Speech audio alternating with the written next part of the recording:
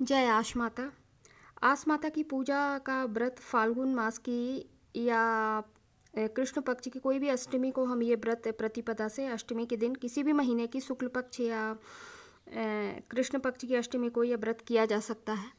आस माता की कथा, पहले व्रत का मैं विधि बता दूं। व्रत के दिन कहानी सुने। एक लकड़ी के पटरे पर जल का भरा लोटा रखे, लोटा या पानी में एक स्वास्तिक चिन्ह बनाएं और चावल चढ़ाएं। गेहूं के 7 दाने हाथ में लेकर के आस माता की कहानी सुने।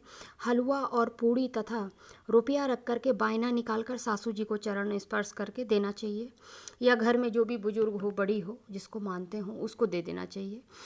तो मैं कथा शुरू करें। एक आलसिया नाम का, बावलिया नाम का एक आदमी था। उसे जुआ खेलने का बड़ा शौक था। उसके साथ साथ वह ब्राह्मणों को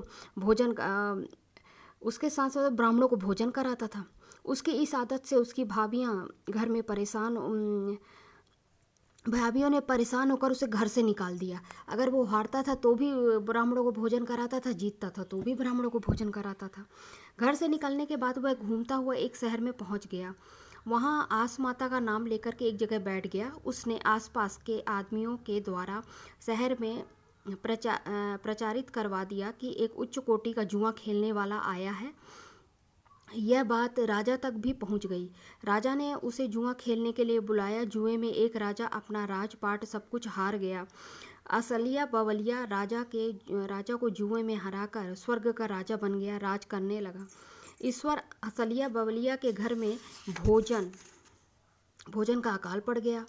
जब घर वालों को यह पता चला कि उसका भाई राजा को हरा करके स्वयं राजा बन गया, तो उसके भाई भावज माता उसको देखने शहर गए।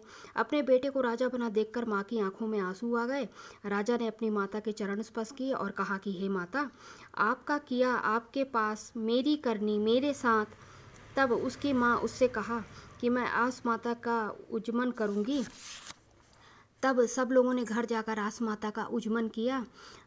उसके बाद असलिया बावलिया सुख से राज्य करने लगा। हे आस माता, जैसे तुमने असलिया बावलिया को राजपाट दिया, वैसे ही सबकी मनोकामना पूरी करना।